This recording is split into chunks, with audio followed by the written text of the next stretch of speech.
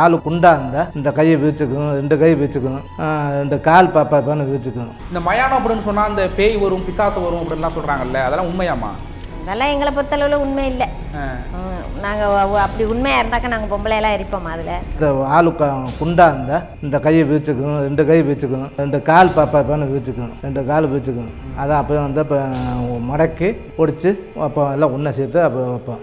எப்பயும் 3 மணி நேரம் அது எரிஞ்ச முடியாது. முழுசாக எரிஞ்சு முடிக்கிறதுக்கு எரிஞ்சு முடிச்சு தான் நாங்கள் வீட்டுக்கு போவோம். அது வரைக்கும் நாங்கள் போக முடியாது. 3 மணி நேரத்தில் ஒரு ஆள் அப்படியே கூட எப்பயுமே இருந்துக்கிட்டே ஒரு ஆள் உட்காந்துக்கிட்டே இருப்போம். தள்ளி விட்டு கட்டி விட்டுக்கிட்டு வந்து சுத்தமாக முடிச்சு விட்டு தான் போவோம். உடலில் எந்த பகுதியில் எரியறதுக்கு வந்து ரொம்ப நேரம் ஆகும்? இந்த இடுப்பு அந்த குண்டியிலேருந்து இது வரைக்கும் தான் ரொம்ப லேட் ஆகும். இடுப்பு மட்டும் ஏன் எரிய லேட் ஆகுது? அது வந்து இங்கே பெடாக்ஸ் நல்லா பெருசாக இருக்குல்ல, இந்த கையெல்லாம் சின்னமாக இருக்குது, அதனால முடிஞ்சிருது. காலெல்லாம் சின்னமாக இருக்கும், முடிஞ்சிருது. இது ஒண்டி இதோட அகலம் கூட இல்லை, அதனால எரியாமல் இருக்கும். இந்த எரியும் போது அந்த வெடிக்கும் அப்படின்னு சொல்லுவாங்கல்ல, படப்படன்னு, அது எந்த பகுதி எரியும் போது அந்த வெடிக்கும்? அது வந்து இப்போ எந்த இல்லை, அந்த கொழுப்பு சத்து இருந்துச்சுன்னா அப்படியே சுழின்னு ஊற்றும்.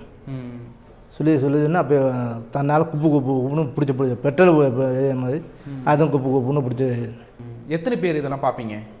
நான் ஒரு ஆள் தான். எனக்கு எங்கள் அம்மா நிற்கும் கூடவே. அம்மாவும் அந்த எங்கள் அம்மாவும் நானும் 2 பேரும் தான் பார்ப்போம்.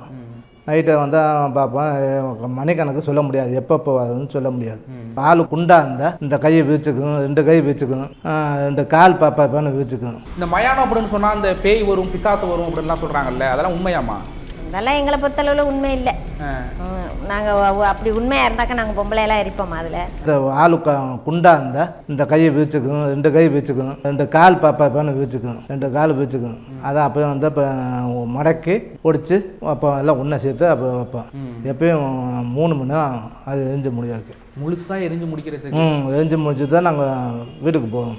அது வரைக்கும் நாங்கள் போக முடியாது. 3 மணி நேரத்தில் ஒரு ஆள் அப்படியே கூட எப்பயுமே இருந்துக்கிட்டே ஒரு ஆள் உட்காந்துக்கிட்டே இருப்போம். தள்ளி விட்டு கட்டி விட்டுக்கிட்டு வந்து சுத்தமாக முடிச்சு விட்டு தான் போவோம். உடலில் எந்த பகுதியில் எரியறதுக்கு வந்து ரொம்ப நேரம் ஆகும்? இந்த இடுப்பு அந்த குண்டியிலேருந்து இது வரைக்கும் தான் ரொம்ப லேட் ஆகும். இடுப்பு மட்டும் ஏன் எரிய லேட் ஆகுது? அது வந்து இங்கே பெடாக்ஸ் நல்லா பெருசாக இருக்குல்ல, இந்த கையெல்லாம் சின்னமாக இருக்குது, அதனால முடிஞ்சிருது. காலெல்லாம் சின்னமாக இருக்கும், முடிஞ்சிருது.